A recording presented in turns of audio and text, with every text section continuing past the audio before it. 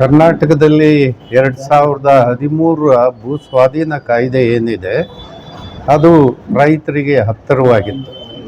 ಇದಕ್ಕೆ ಅತ್ಯಂತ ಅಪಾಯಕಾರಿಯಾದಂಥ ತಿದ್ದುಪಡಿಯನ್ನು ಮಾನ್ಯ ಮುಖ್ಯಮಂತ್ರಿ ಆದಂಥ ಕುಮಾರಸ್ವಾಮಿ ಅವರು ಇರುವಾಗ ಇದಕ್ಕೆ ತಿದ್ದುಪಡಿಯನ್ನು ತಂದರು. ಆಗ ಡಿ.ಕೆ. ಶಿವಕುಮಾರ್ ಅವರು ಕೂಡ ಮುಖ್ಯ ಪಾತ್ರವನ್ನು ವಹಿಸಿದರು.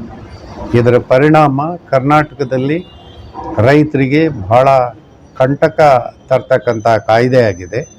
ಇದನ್ನು ರದ್ದುಪಡಿಸಬೇಕು ಅನ್ನೋದು ನಮ್ಮದು ಮುಖ್ಯ ಉದ್ದೇಶ ಆಗಿದೆ.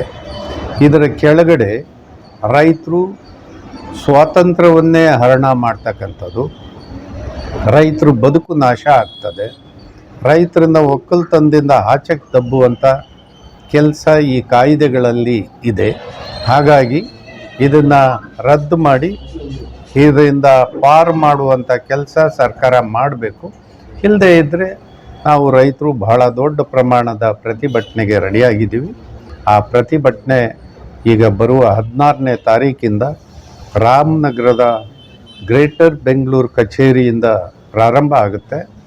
14ನೇ ತಾರೀಕು ಸಂಜೆ ನಾವು ನೈಸ್ ರಸ್ತೆಯನ್ನು ತಲುಪ್ತೇವೆ ಮತ್ತು ಮಾರನೇ ದಿವಸ ಫ್ರೀಡಮ್ ಪಾರ್ಕ್ವರೆಗೆ ನಮ್ಮದು ಕಾರ್ಯಕ್ರಮ ನಡೆಯುತ್ತೆ. ಯಾವ್ಯಾವ ಸಂಘಟನೆ ಜೊತೆ ಕೊಡ್ತೀವಿ? ಈಗ ಸಂಘಟನೆಗಳು ಎಲ್ಲ ಸಂಘಟನೆಗಳು ಈಗ ರೈತರು ಏನು ಭೂಮಿ ಕಳ್ಕೊಂಡು ಹೋರಾಟ ನಡೆಸ್ತಾ ಇದ್ದಾರೆ, ಬಿಡದಿ ರೈತರ ಜೊತೆಗೆ ಈಗ ಏನು ಸರ್ಜಾಪುರ ರೈತರು,